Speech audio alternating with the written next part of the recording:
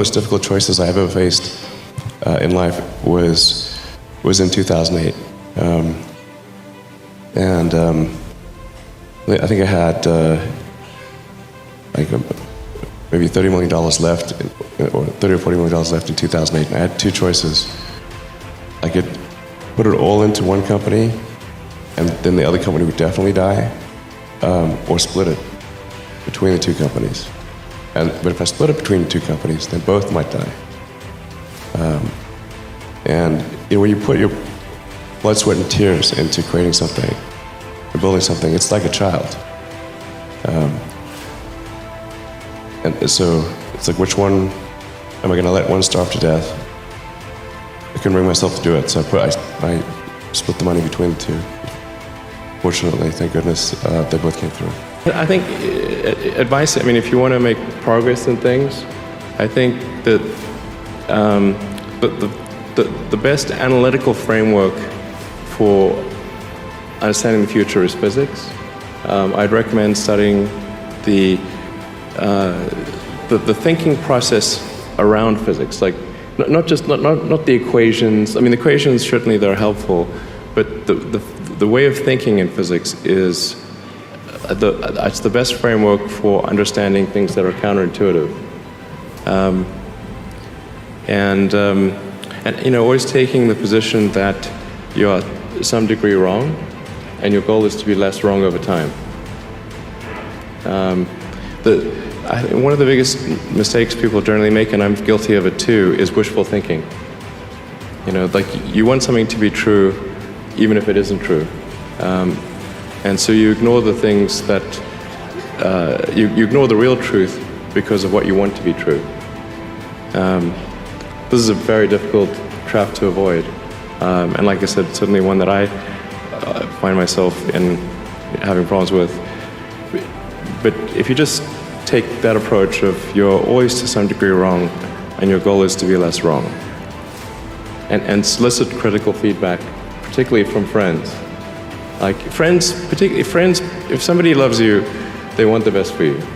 They don't want to tell you the bad things.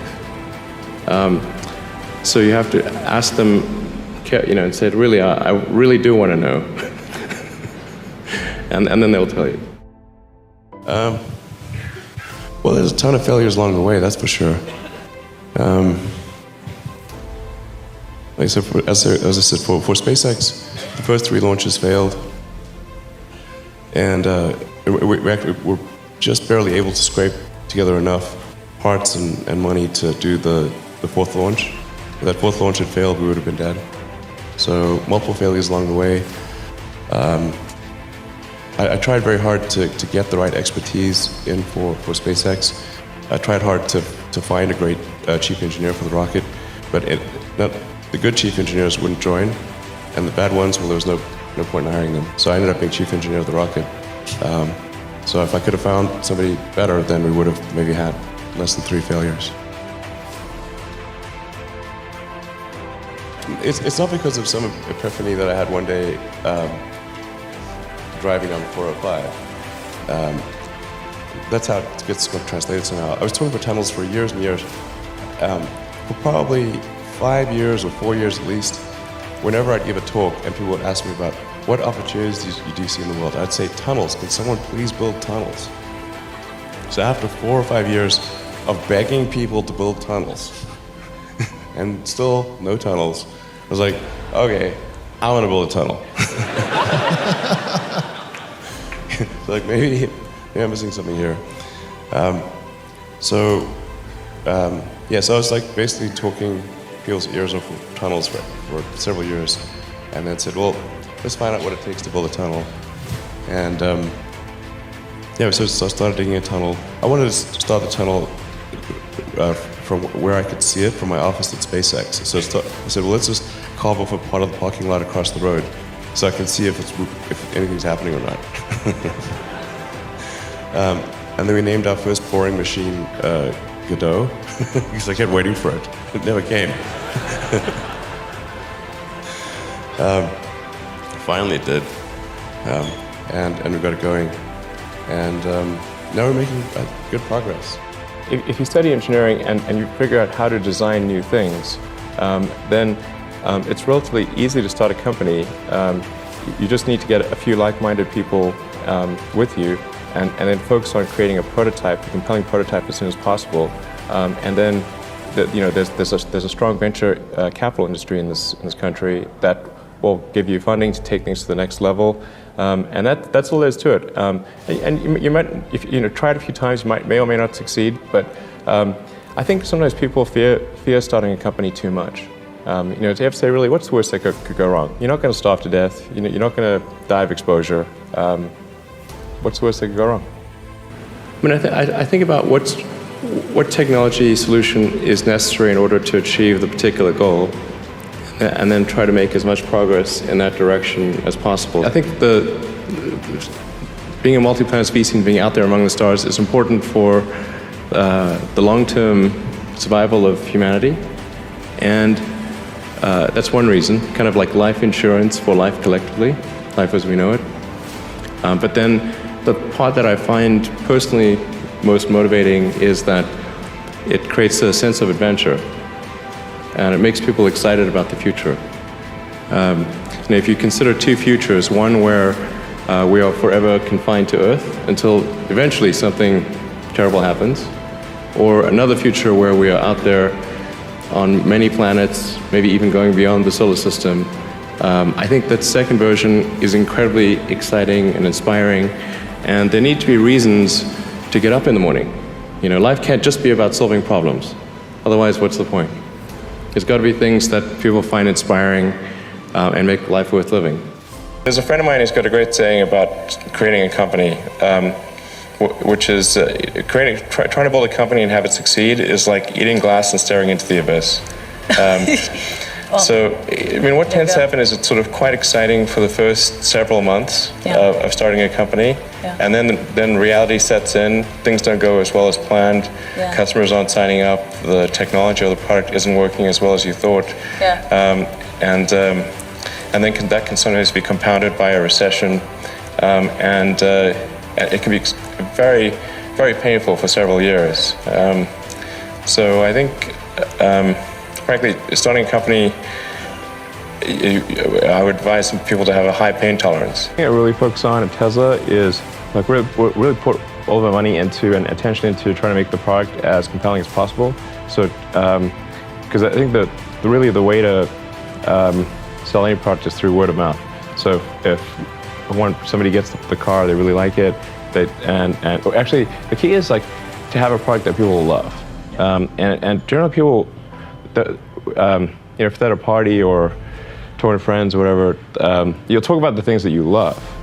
But if you just like something, it's okay. You're not going to care that much. But if you get love the reactions from the highs and the lows, so you got to make sure people really love it. You're gonna talk, and then that'll generates word of mouth, and that's basically how our sales have grown. Like we don't spend any money on advertising or endorsements or so anyone like buys our car, they just bought it because they like the car, and it's genuine. Advice I'd give to people starting companies, to entrepreneurs in general, is really focus on making a product that your customers love. It's so rare that you can buy a product and you love the product when you bought it. There are very few things that fit into that category, and if you can come up with something like that, your business will be successful for sure. Well, Tesla really faced a severe threat of death due to the Model 3 production ramp.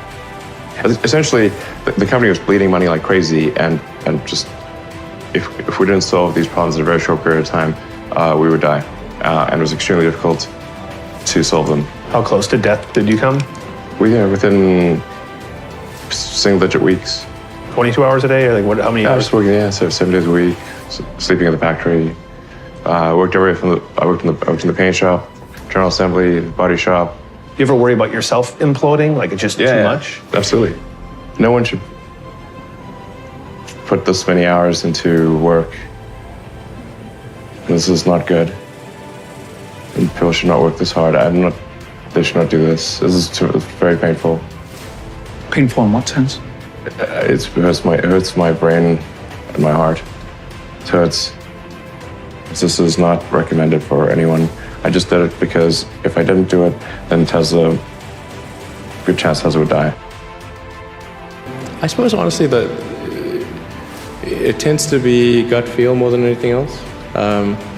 So when I interview somebody, my interview question is always the same. It's What do you ask? I said, tell me the story of your life and the decisions that you made along the way and why you made them. And then, and also tell me about some of the most difficult problems you worked on and how you solved them. And that question I think is very important because the people that really solve the problem, they know exactly how they solved it. They know the little details. And the people that pretended to solve the problem, they can maybe go one level and then they get stuck. To try to create an electric car company.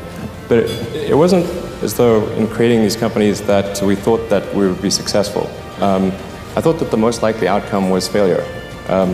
But it was still worth doing, even though the odds of success were low.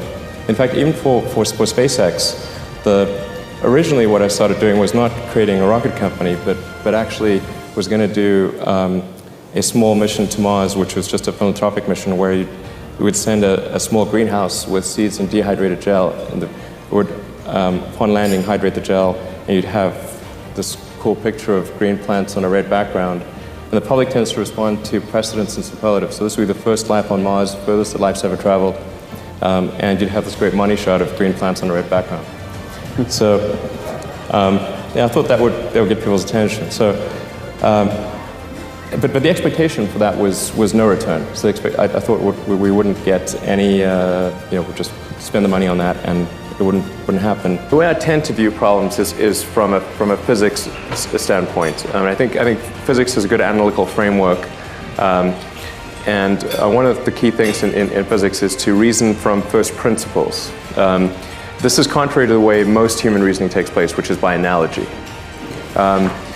Reasoning from first principles just means that you figure out what are the fundamental truths or things that people are pretty sure are fundamental truths, and can you build up to a conclusion from that, from those principles, and then certainly if you come up with some idea and it appears to violate one of those fundamental truths, then you're probably wrong, or you should get a really big prize or something like that. This may seem like, I don't know, it may seem sort of obvious when it's explained, but it's actually not what people do. Reasoning by analogies is helpful because it's a shortcut. Yeah. And it's mostly correct, but it tends to be most incorrect when you're dealing with new things because it's hard to analogize to something really new.